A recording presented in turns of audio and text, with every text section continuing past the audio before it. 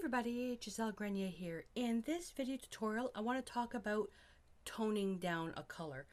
So in a previous video, I talked about how we can intensify a dull color and, well, how do we dull down a color? So in that, another video that I did, I created a chromatic chart here, and I took some of the Traditions paints, and what I did is on the color index, the product label, it has what the chrome and saturation is. So like Paranoid Orange is 12.4, and then Naphthol Red is 14.2, and then it goes on. So Naphthol Red out of the paints I have is the most intense, and it goes down to obviously 0.1, which is Carbon Black. It is just a very, very small sampling. Well, what if you want to knock down those colors? I mean, I can go to, let's say, Naphthol Red Light. No, I can't, because that's also 14.2. I lied. You can go to other duller colors, but that just means you have to buy more paint. By using simple color theory, foundational color theory, we can dull down the colors naturally. And your first instinct is probably just add black. No, adding black makes it darker. We're not dulling it, but we do need to gray it. Now, yeah, you can take white. You can take titanium white, add a little bit of carbon black to it to come up with a gray, and you can do that. I did another video on tints, tones, and shades. You can look at that, but let's keep the colors fresh. Okay, let's use the color wheel to our advantage to help us dull down some colors naturally. So for this exercise, what I'm going to be doing is using these colors here. So I've got Phthalo Green Yellow, Phthalo Green Blue, Naphthol Red, Paranoid Orange, and Phthalo Blue. And these are the Traditions. And one of them is going to be an experiment, because I don't really know how it's going to turn out. Because the way I'm teaching this, the way I'm teaching color theory now is more practical uses. I'm not going to, the 6-month college course on just, color psychology. What we're going to do is we're going to take the colors and dull them down by using the color wheel. But there's sometimes, depending on the paints that you have, it may not turn out. So what I'm going to do is I'm going to put this aside and look at the color wheel. This is my Traditions colors. If I look at Naphthol Red, the opposite of red is green. And Naphthol Red is a neutral red. But if I go, I don't have a neutral green. It doesn't exist. I have Phthalo Green that leans towards blue, and I have Phthalo Green that leans towards yellow. Which one do I use? I could probably mix a little bit of both in the middle to come up with something. But better yet, I'm going to do the experiment using Phthalo Green Blue and Phthalo Green Yellow so we can see what happens. And then we'll add white to see the true underlying color. Then the other experiment I'm going to do is with Phthalo Blue, which is another bright color. Phthalo Blue, and I'm going to add Paranoid Orange, which is another bright color. So on the scale, Paranoid Orange has a chroma rating of 12.4. Phthalo Blue is 11.2. So what we're experimenting with in this particular experiment is dulling down these colors with another bright color. So we'll see what happens with that. And then adding white to see the true underlying color. Actually, let me move these. I've got the window open, so hopefully everything's not going to blow around everywhere. Okay. So, what do you want to start with first? Oh, let's start with this one. So what we're going to do is we're going to put a little bit of blue here. Oh, this is a Phthalo Blue, and opposite on the color wheel is orange, and we're going to add white to see the true underlying color. And I'm using a little bit more paint than normal because it's super hot outside with the humidity. I think it's 34, but I've got the windows open so we have a nice breeze, but everything is drying so fast. Spread that out a little bit. So what we've got here with our paints, Phthalo Blue is a blue that leans towards, shoot, why did I know that was going to happen? Phthalo Blue is a blue that leans towards green. This orange is, I'm not a fan of orange, but Paranoid Orange is single pigment. It's transparent. It's not as pumpkiny as a pumpkin orange, but it does its job. When you have something this intense, especially the blue, always add the blue, always add the dark to the light. Never add the light to the dark. You'll run out of the light, okay, because this is really, really intense. So I'm going to grab the yellow. Actually, I'm just going to grab the paint out of here because that'll probably be enough to get it started. Okay, so see how it's dulling down a little bit. Just grab a little bit more blue. Always on the side. See, too much. Let's bring that in there. And when you're dulling down colors, you really, really, really need to mix well. That's why I like using a round brush. It's much easier. See how much duller that is? Let's grab another clean brush. Let's spread that out a little bit. So that's what we have.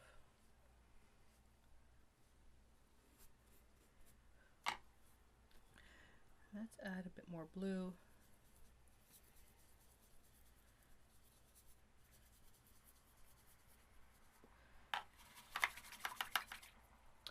And hopefully,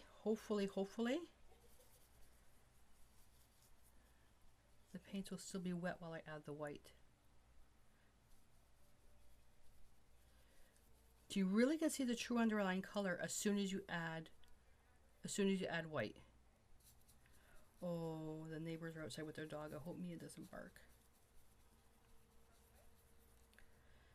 Okay.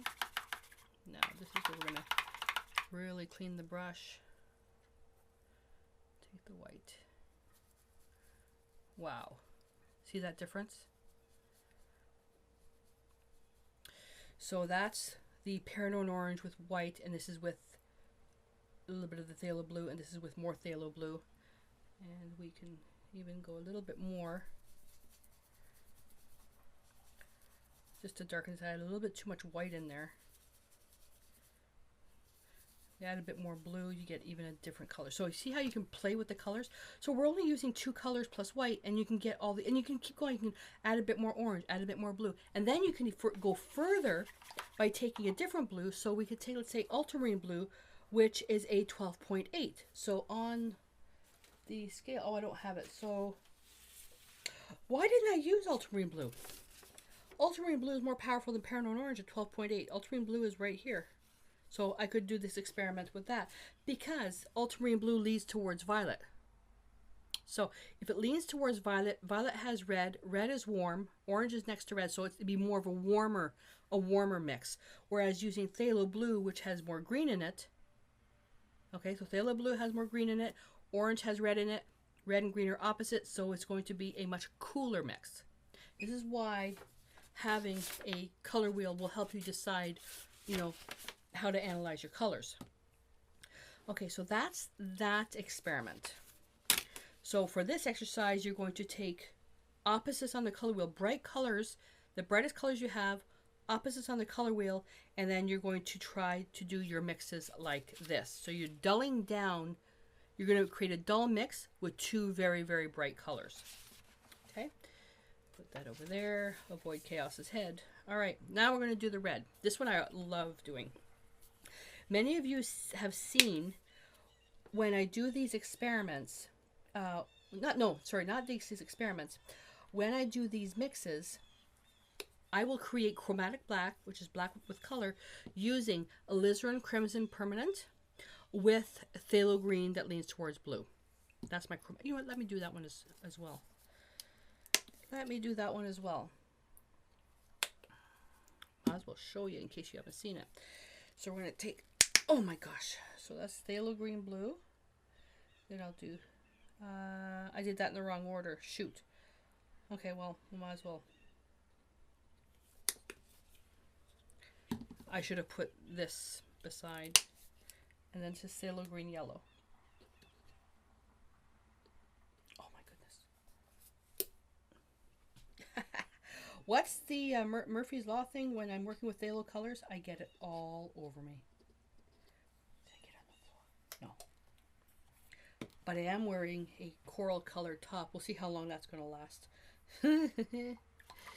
All right, fresh brushes, because we don't contaminate our colors when doing color mixing. I dropped my brush in the paint.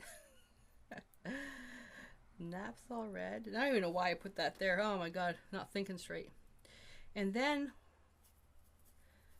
going to this, just drying so fast. A little bit of phthalo blue. Phthalo green blue. A little bit more. So we see that it does dull that color down. Let's get another brush. Let's get another brush. Quick, quick, quick, Gisele, come on. And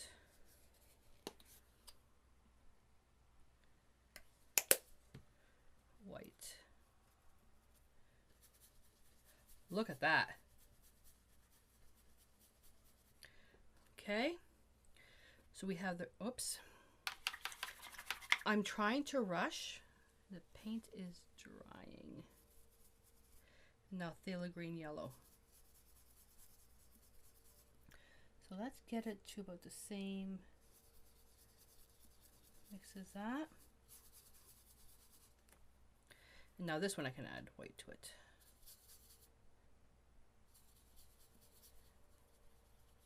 It's hard to see. This one is much more pinky than this one. It is really pretty. So the glare. Yeah, it's a little bit pinkier. This one here. Now, this is where you get to do your experimenting. So when I was creating my chromatic blacks by taking alizarin crimson permanent, keeping in mind alizarin crimson permanent is not pure. It's PR 177, which is it's not pure alizarin crimson, which is PR, I believe PR 83.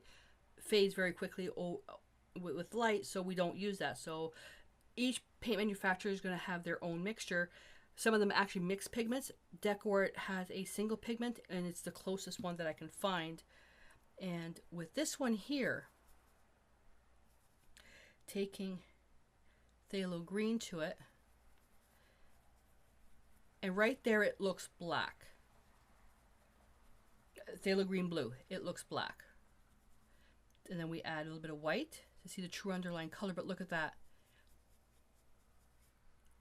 That's how strong this is. So then you can turn around, well, okay, well, I'm going to add more green to that. And you would be doing it to this and adding white, but just to save some time.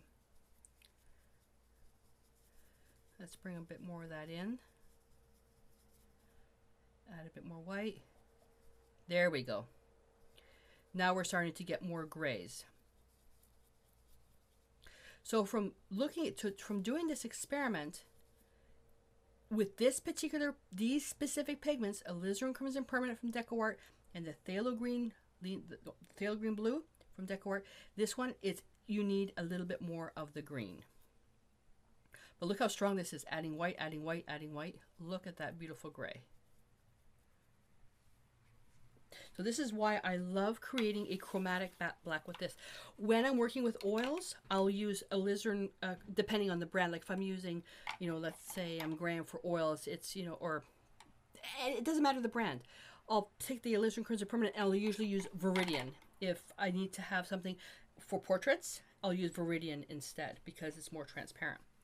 So now if we take this again, and now we're going to do it with the phthalo green yellow. I can already see that this is really red still, but it looks black, right? Okay, let's add more phthalo green to it. Phthalo green yellow. Add a bit more white. Oh, look at that. We're getting there. We're getting there. Add a bit more green. Add a bit more white. There you go. So with doing this, you'll eventually figure out the ratios of what to add. You'll eventually figure it out. Like I'm going a little bit too far on the green now, so I'm going to bring a little bit more of the red in there. There we go. you'll figure out the ratios eventually, and eventually you won't have to do the exercise to this. But as we're mixing, it's always nice to mix fresh, and you'll get variations. And if I were to need this, this type of gray in, let's say an hour into the painting, I'm not going to fret saying, oh, my paint, and the palette's dried out. I'll just make up something fresh, and it keeps your painting looking, painted and not, manufactured out of a bottle. So you can see that the alizarin crimson permanent with the phthalo green blue leans more towards the blue. It's a blue gray. And then with the phthalo green yellow, it's more on the green side. It's still a gray. But you can see from taking the actual pure pigments, mixing together, at face value, they look black. Now, one thing that I didn't try, and I'd have to get more of this stuff, is can we get to a pure black with naphthol red? Let's try getting to a pure black. Got the paint here, might as well use it. Okay, so I used roughly equal value, equal parts, phthalo green blue and naphthol red. Doesn't get to a pure black.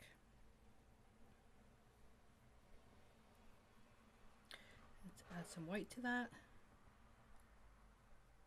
Much more on the violet side. So I can still add more of the green.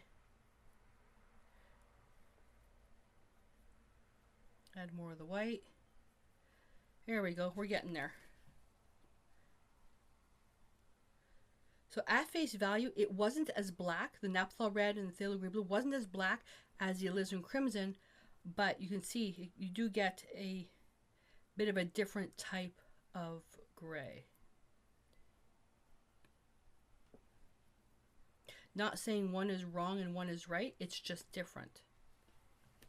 Okay, and then we repeat the same thing on the other side.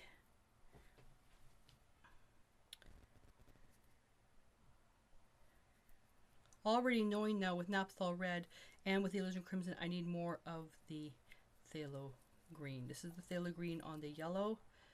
Adding a bit of white. Still a little bit red. Bring a bit more of this. This is the green that leans towards yellow.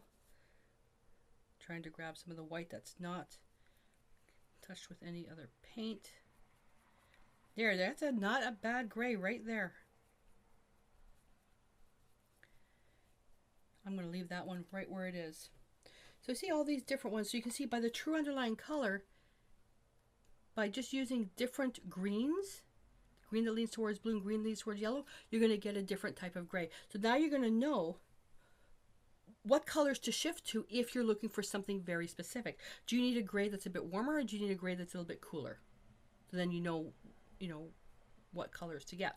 Do you need something that's pure black when mixing it up? Then you know, okay, well, alizarin crimson with phthalo blue, or even the phthalo green, phthalo green blue, phthalo green yellow, and alizarin crimson permanent is going to be great. I'm talking super fast because I'm going to shorten down the video.